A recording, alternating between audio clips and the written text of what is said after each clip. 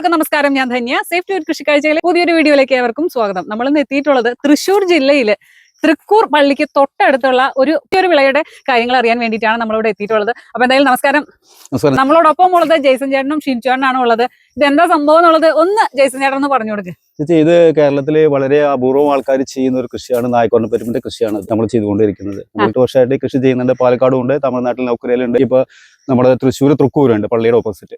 നമ്മുടെ ഇവിടുത്തെ കാര്യങ്ങളൊക്കെ നോക്കിയത് നമ്മുടെ ചേട്ടനാണ്, ഷിനുവേട്ടനാണ്. 10-20 ഏക്കർ പൈനാപ്പിളും ഒരു 5-6 കോളവും മീൻ വെള്ളത്തിലും ഒക്കെ ഉണ്ട് ഇവിടെ. പാവയ്ക്ക കൃഷി കാര്യങ്ങളൊക്കെ ഉണ്ട് ഇവിടെ. എന്താണ് ഈ ഒരു കൃഷിയിലേക്ക് ഇറങ്ങിയത്? നായ്ക്കരണ പരിപ്പ് എന്ന് പറഞ്ഞു കഴിഞ്ഞാൽ എല്ലാവർക്കും അറിയാം. പക്ഷെ ഇത് കൃഷി ചെയ്യാൻ പലപ്പോഴും പലവർക്കും പേടിയാണ്. ഞാൻ ഉൾപ്പെടെ ഇരിക്കുന്നത് പേടിച്ചാട്ടാ. ചൊറിയും എന്ന് പറഞ്ഞു കേട്ടിട്ട് ചൊറിയൂലെന്ന് അറിയില്ല. എന്തായാലും വീഡിയോ കഴിയുമ്പോഴേക്കും ഞാൻ പറയാം. അപ്പൊ എങ്ങനെയാണ് ഈ ഒരു കൃഷിയിലേക്ക് വന്നത്? എത്ര കൊല്ലായി നമ്മളിപ്പോ ഒരു 8 വർഷമായി നമ്മൾ ഇതിന്റെ ഔഷധ ഗുണം മനസ്സിലാക്കിക്കൊണ്ട് തന്നെയാണ് നമ്മൾ ഈ കൃഷിയിലേക്ക് വന്നത്. കാരണം ഇതിപ്പോ നമുക്ക് എന്താ പറയാ വെച്ചാല് പ്രകൃതി തന്ന ഒരു അമൃതമായിട്ടാണ് നമ്മൾ ഇതിന്റെ മരുന്ന് കണക്കാക്കുന്നത്, പൊടി കണക്കാക്കുന്നത്. അത്രയും നമ്മുടെ ഒരു മനുഷ്യന്റെ ശരീരത്തിൽ ഉണ്ടാവുന്ന ഒരു 75% അസുഖങ്ങൾക്കും ഏറ്റവും നല്ല മരുന്നാണിത്. നമ്മുടെ ശരീരത്തിന് ഒരു ദോഷങ്ങളോ കാര്യങ്ങളോ ഒന്നും ഇത് കഴിക്കണോണ്ട് നമുക്ക് ഉണ്ടാവില്ല. പക്ഷെ അതുപോലെ ഒരുപാട് അസുഖങ്ങൾക്കുള്ള ഏറ്റവും നല്ല ഒരു മരുന്നും കൂടിയാണിത്. വാണിജ്യാടിസ്ഥാനത്തിൽ നമുക്ക് തെരഞ്ഞെടുക്കാം എന്നൊക്കെ ഒരു ചിന്തയിലേക്ക് എങ്ങനെയാണ് വന്നത്? അതായത് നമ്മൾ ഇതിന്റെ മരുന്നിന്റെ ഗുണനിലവാരം മനസ്സിലാക്കിക്കൊണ്ട് അതുപോലെ നമ്മുടെ ഒരു ഡോക്ടർ നിർദ്ദേശപ്രകാരം കാര്യങ്ങളും അങ്ങനെ നമ്മൾ ആദ്യം കുറച്ച് സ്ഥലത്ത് ചെയ്തു. അത് നമുക്ക് മരുന്ന് കഴിച്ചിട്ട് ആൾക്കാർ റിസൾട്ട് കിട്ടി. അത് നമ്മൾ ഇത്ര ബുദ്ധിമുട്ടുള്ള കൃഷിയാണെങ്കിലും വീണ്ടും നമുക്കത് കൂടുതൽ ആൾക്കാർക്ക് റിസൾട്ട് കിട്ടുന്ന സമയത്ത് നമുക്ക് കൂടുതൽ സ്ഥലങ്ങൾ എടുത്ത് ചെയ്യാനായിട്ട് അതൊരു പ്രയോജനമാണ്. അത് ഇതിപ്പോ കൃഷി 6 മാസ കാലാവധിയാണ് വരുന്നത്. ഇത് നമ്മള് പുതുമഴ പെയ്യുമ്പോൾ നമ്മൾ ഇതിന്റെ വിത്ത് ഇടും. ഒരു 7 അടി 8 അടിക്ക് നമ്മൾ തടങ്ങൾ എടുക്കും. അത് പിന്നെ നട്ട് കഴിഞ്ഞിട്ട് ഒരു 2-3 മാസം വരുമ്പോൾ പൂക്കൾ ഉണ്ടായിരിക്കും. നല്ല പൂക്കൾ, വൈലറ്റ് കളർ പൂക്കളായിരിക്കും മൊത്തം. അപ്പൊ തന്നെ ഏകദേശം ചൊറിയാൻ തുടങ്ങും. കനം വെക്കുന്ന സമയത്ത് അത് ചൊറിച്ചിൽ വരും, അതിന് മൊരി വരും. അത് കഴിഞ്ഞാൽ പിന്നെ നമുക്കൊരു 4 മാസം കൂടി കഴിഞ്ഞാൽ വിളവെടുപ്പായിരിക്കും. ഇതിന് നമ്മൾ എന്തെങ്കിലും വളോ അങ്ങനെ എന്തെങ്കിലും ജൈവവളം? നമ്മൾ വളം ഇടല്ലേ, നമ്മൾ കമ്പോസ്റ്റ്, അതുപോലെ തന്നെ കോഴിയുടെ വളം, പിന്നെ ആട്ടുംകാഷ്ടം, അതുപോലെ നമ്മൾ ചാണകപ്പൊടി, അതാണ് നമ്മൾ എടുക്കുക. പിന്നെ കടലപ്പിണ്ണാക്ക് നമ്മൾ ഒഴിക്കും. അത് ഒറ്റ തവണ മാത്രമാണോ അല്ലെങ്കിൽ നമ്മളിങ്ങനെ അത് ചെടിയുടെ വളർച്ച അനുസരിച്ചിട്ട് നമ്മളെ നോക്കിയിട്ട് അത് വേണ്ട സമയത്ത് അതിന് ആവശ്യമുള്ള വളങ്ങൾ കൊടുക്കും. അപ്പൊ ഇതിനെന്തെങ്കിലും പുഴുക്കേടോ അങ്ങനെ എന്തെങ്കിലും അങ്ങനെ അസുഖങ്ങൾ അങ്ങനെ വരില്ല. അതിപ്പോ വരികയാണെന്നുണ്ടെങ്കിൽ നമ്മൾ പപ്പായയുടെ ഇല, വെളുത്തുള്ളി അങ്ങനെയുള്ള നമ്മളത് 21 ദിവസം കൂട്ടി വെച്ചൊരു പ്രത്യേക കൂട്ടുണ്ട് നമ്മുടെ. ആ മരുന്ന് നമ്മൾ അടിച്ചു കൊടുക്കുക. ജൈവം തന്നെ നമ്മൾ തുടക്കില്ല. രാസവളങ്ങളും കീടനാശിനികളും നമ്മൾ ഇതിലേക്ക് ഉപയോഗിക്കില്ല. അതിന്റെ ആവശ്യം വരില്ല. ഇതിന് അസുഖങ്ങൾ കുറവാണ് ഇതിന്. അപ്പൊ ഇത് നമ്മള് മെയ് ലാസ്റ്റ് നട്ട് കഴിഞ്ഞാൽ ഏകദേശം മഴ കൂടുതലാണെങ്കിൽ നമുക്ക് ജനുവരി ആയിരിക്കും വിളവെടുപ്പ്. അതല്ലെങ്കിൽ നമുക്ക് ഡിസംബറിൽ വിളവെടുക്കാം. ഇതിപ്പോ ഒരു മാസം കഴിഞ്ഞാൽ വിളവെടുക്കാൻ സാധിക്കും. നമുക്ക് വിളവെടുക്കുന്ന സമയത്ത് നമുക്ക് ഇതേപോലെ അരക്കണ്ണന്റെ മുകളിൽ 3 വരയുള്ള പോലെ 3 വര വരും. കണ്ടോ? എണ്ണാർക്കണ്ണന്റെ മേലുള്ള 3 വര പോലെ വന്നു കഴിഞ്ഞു കഴിഞ്ഞാൽ ഈ ബീൻസ് നമുക്ക് വിളവെടുക്കാറായി. അപ്പൊ ഈ ഒരു ചെടി തന്നെ പല മൂപ്പിലുള്ളതുണ്ടാവും. ഇതിപ്പോ നമുക്ക് 1 മാസം കൂടി ഉണ്ട്. 1 മാസം കൊണ്ട് വരുന്ന സമയത്ത് ഇതിന്റെ തണ്ടും ഇലകളും ഒക്കെ എല്ലാം ഉണങ്ങുമ്പോ എല്ലാ കായും ഇതേപോലെ ആയിരിക്കും.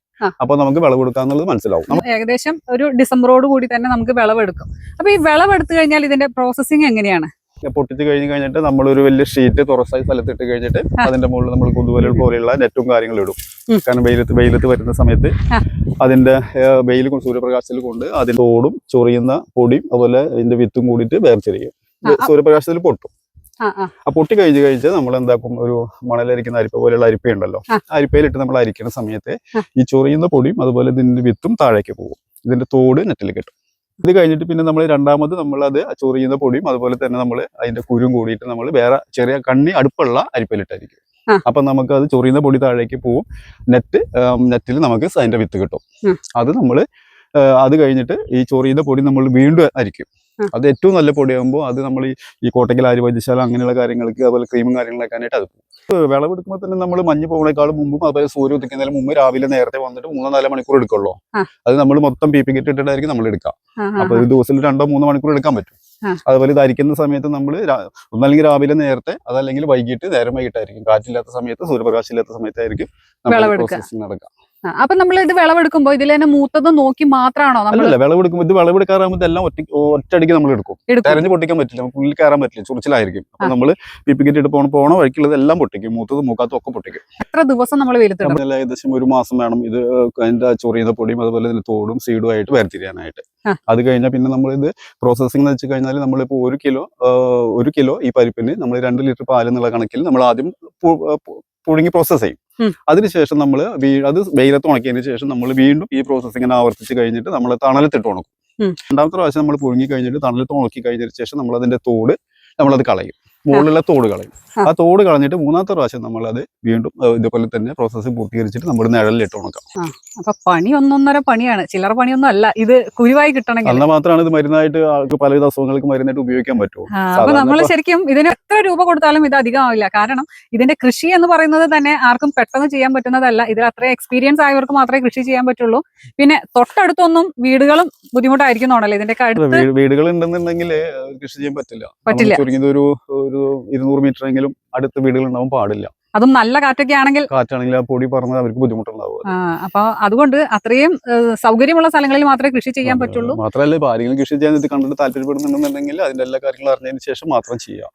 പാവയ്ക്കോ പടവലിങ്ങോ ചെയ്യുമ്പോൾ അത് ആർക്കും ദ്രോഹം ഉണ്ടാവില്ല, വിളവെടുത്തിൽ നശിച്ചു പോകുള്ളൂ, ആർക്കും ദ്രോഹം ഉണ്ടാവില്ല. പക്ഷെ ഇത് വിളവെടുത്തില്ലെങ്കിൽ ദ്രോഹമായിരിക്കും. ഇത് തന്നെ പൊട്ടി വീണ് കഴിഞ്ഞു കഴിഞ്ഞാൽ പിന്നെ ഭയങ്കര പൊടിയാവും, ഭയങ്കര അതുകൊണ്ടാണ് ഒഴിഞ്ഞ സ്ഥലം വേണമെന്ന് പറയുന്നത്. വിളവെടുക്കാൻ പറ്റാത്തവരാരും ഇത് നടാനും നിൽക്കരുത്. അപ്പൊ ഇതിന് നമുക്ക് സ്ഥിരമായിട്ടുള്ള പണിക്കാരാണോ എങ്ങനെയാണ്? പണിക്കാരുണ്ട്, ഇവിടെ ഇപ്പൊ 10-25 പണിക്കാരുണ്ട്. സ്ഥിരമായിട്ട് ഇവിടെ ഇപ്പൊ കുറച്ച് ഇപ്പൊ നമ്മുടെ പാർട്ട്ണർ ഇവിടെ പൈനാപ്പിൾ കൃഷിയും കാര്യങ്ങളും പിന്നെ മീൻ വളർത്തുന്ന കുളം പാവയ്ക്ക തോട്ടം അവിടെ എല്ലാം കൂടി ഒരു 10-20 പണിക്കാർ കൂടി ഉണ്ട്. ഇത് ഏകദേശം എത്ര ഏക്കർ സ്ഥലമാണിത്? മൊത്തം 35 ഏക്കറോളം വരുന്നുണ്ട്. മൊത്തം 35 ഏക്കർ സ്ഥലമുണ്ട്. അപ്പൊ ഇതുപോലെ സ്ഥലമുള്ളവർക്കും ഇതുപോലെ നല്ല രീതിയിൽ വിളവെടുക്കാൻ പറ്റുന്നവർക്കും മാത്രമേ ഈ ഒരു കൃഷിയിലേക്ക് ഇറങ്ങാൻ പറ്റുള്ളൂ. ഈ മുകളിൽ എന്തിനാ ഇത് ശരിക്കും ഇത് വലുതാവാൻ വേണ്ടിയിട്ടാണോ ഈ ചപ്പിടുന്നത്? വെയിൽ കൂടുതൽ അടിക്കാതിരിക്കാൻ വേണ്ടിട്ട്. വെയിൽ അടിച്ചാൽ പെട്ടെന്ന് കളർ കിട്ടാവില്ല, നല്ല കളർ കിട്ടില്ല. ഈ പൈനാപ്പിൾ ശരിക്കും ആൾക്കാരുണ്ടല്ലോ പൈനാപ്പിൾ പഴുത്തിട്ട് കഴിക്കരുത്, പഴുക്കുന്നതിന് മുമ്പായിട്ട് ഒരു പച്ചപ്പോട് കൂടി കഴിക്കണം, ഭയങ്കര ടേസ്റ്റ് ആയിരിക്കും. നീ കഴിക്കുമ്പോൾ അതേപോലെ പഴുത്ത് നോക്കി പഠിക്കരുത്, ആൾക്കാർക്ക് പഴുത്തത ടേസ്റ്റ് ഉണ്ടാവുള്ളൂ. പച്ചപ്പോട് കൂടിയിട്ട് പഴുക്കുന്നതിന് തൊട്ട് മുമ്പുള്ള ഒരു പച്ചപ്പോട് കൂടി കഴിക്കണം, നല്ല ടേസ്റ്റ് ആയിരിക്കും അത്. നമ്മളിപ്പോൾ ഇവിടെ പൈനാപ്പിൾ ആണെങ്കിലും നായ്ക്കൂറിനാണെങ്കിലും ഈ കാണുന്ന എന്താണെങ്കിലും നമ്മൾ രാസവളങ്ങളോ കീടനാശിനികളോ ഇതിൽ തൊടിയിക്കില്ല, എല്ലാം ജൈവ കൃഷി തന്നെയാണ്. അപ്പൊ ചോദിക്കുമ്പോൾ ജൈവ കൃഷി ഇങ്ങനെ ഉണ്ടാവുമെന്ന് ചോദിക്കും. പക്ഷെ അത് ഉണ്ടാക്കി നമ്മൾ കൊടുക്കലല്ലേ, മാർക്കറ്റിംഗ് അല്ലേ നമുക്ക് നല്ലത്. ആൾക്കാർക്ക് വിഷം കഴിച്ചിട്ട് നമുക്ക് പൈസ ഉണ്ടാക്കേണ്ട കാര്യമില്ലല്ലോ. ആൾക്കാർ ആരോഗ്യം സംരക്ഷിക്കാനാണ് നമ്മൾ ഇങ്ങനെ കൃഷികൾ ചെയ്യുന്നത്. പൈനാപ്പിൾ നല്ലൊരു മാർക്കറ്റ് ഉണ്ടോ? പൈനാപ്പിൾ മാർക്കറ്റ് ഉണ്ട്. ഇത് കൂടുതലും കയറി പോവുക ചെയ്യുന്നത്, ഉത്തരേന്ത്യയിലെ കാര്യങ്ങൾക്ക് പോവുക ചെയ്യുന്നത് കൂടുതൽ. പൈനാപ്പിൾ എപ്പോഴും വില കൂടുതലായിരിക്കും മാർക്കറ്റിൽ, കാരണം നമ്മൾ കൊടുക്കുന്നത് അത്രയും നല്ല ജൈവ കൃഷി ചെയ്തിട്ട് കൊടുക്കുന്നത്. അപ്പൊ ഇവിടെ മീൻ എന്തൊക്കെയാണുള്ളത്? മീൻ കട്ട്ലയുണ്ട്, രോഹുണ്ട്, തിലാപ്പിയുണ്ട്, ബ്രാലുണ്ട്. ഇതേപോലെ നമുക്ക് ഒരു അപ്പുറത്ത് വേറെ 3 കുളമുണ്ട്. ഇത് പറമടയായിരുന്നു.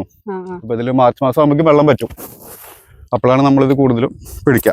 വെള്ളമെടുത്ത് പോയാലേ പിന്നെ മഴ പെയ്തിട്ട് ഇതിൽ കിടക്കാൻ പാടുള്ളൂ, മൊത്തം ചൊറിച്ചിലാവും. അപ്പൊ ആ സ്ഥലം പിന്നെ 6 മാസം ക്രോപ്പ് ഉള്ളെങ്കിൽ പോലും 6 മാസം പിന്നെ നമുക്ക് ഒന്നിനും ഉപയോഗിക്കാൻ പറ്റില്ല. മഴ പെയ്തത് മണ്ണിലത് അലിഞ്ഞു പോകണം. തൊട്ടടുത്ത് പൈനാപ്പിളൊക്കെ അതിന്റെ ചൊറിയുന്ന പൊടി ഉണ്ടാവും, ഇത് നമുക്ക് തൊട്ടപ്പം ചൊറിയും. അതുപോലെ അടുത്ത് നിൽക്കുന്ന മരങ്ങള് ഇതൊക്കെ ഉണ്ടായിരിക്കും. അത് മഴ പെയ്ത് കഴിഞ്ഞപ്പോൾ മാത്രമേ പിന്നെ നമുക്കത് ക്ലിയർ ആയിട്ട് പറ്റുള്ളൂ.